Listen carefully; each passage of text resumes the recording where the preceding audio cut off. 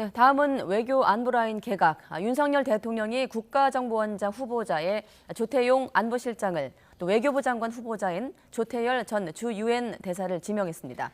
국가안보실 산하에는 경제안보를 담당하는 안보실 3차장직을 새로 만들기로 했습니다. 취재기자 연결합니다. 권남기 기자. 네, 용산 대통령실입니다. 네, 대통령실이 오늘 오후에 브리핑을 통해서 밝힌 내용이죠? 네, 그렇습니다. 윤석열 대통령이 현재 공석인 국가정보원장에 조태영 국가안보실장을 지명했습니다. 또 박진 외교부 장관의 후임으론 조태열 전 주 유엔 대사를 지명했습니다. 김대기 대통령 비서실장은 오늘 오후 정무직 인선을 발표했는데요. 김 실장은 조태영 국정원장 후보자가 주미 대사 등 핵심 요직을 두루 거친 외교 안보 분야의 전략가라고 소개했습니다. 특히 대미 관계와 대북 안보 문제에 정통하다고 강조했는데요.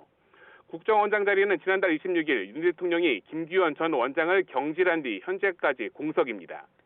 김 실장은 이어 조태열 외교부 장관 후보자에 대해 정통 외교관 출신으로 양자 및 다자외교 경험이 풍부하고 특히 경제통상 분야에 해박하다고 소개했습니다. 조 지명자는 총록파 고 조지훈 시인의 아들이기도 한데요. 박진 외교부 장관은 최근 언론 인터뷰 등을 통해 내년 총선 출마 의사를 밝혔습니다.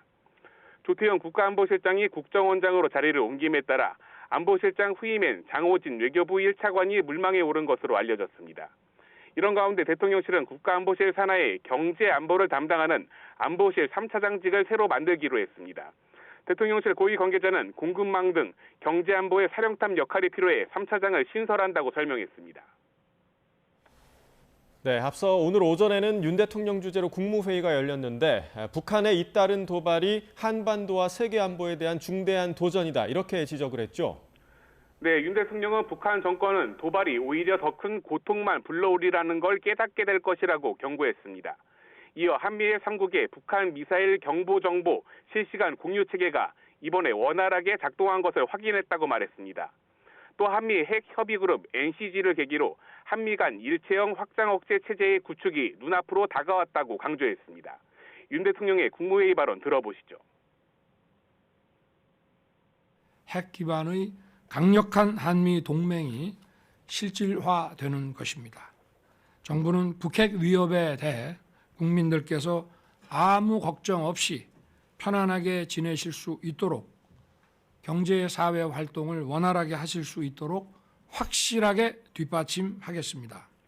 오늘 국무회의에선 카카오나 네이버와 같은 온라인 플랫폼 기업들에 대한 규제 필요성도 제기됐습니다.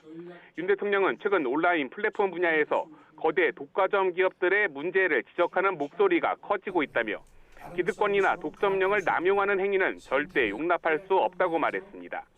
이를 위해 담당 부처인 공정위와 타 부처 간의 칸막이를 과감하게 허무는 것은 물론 당과 협의해 제도적 방안을 마련해야 한다며 사실상 규제 입법의 필요성을 지적했습니다.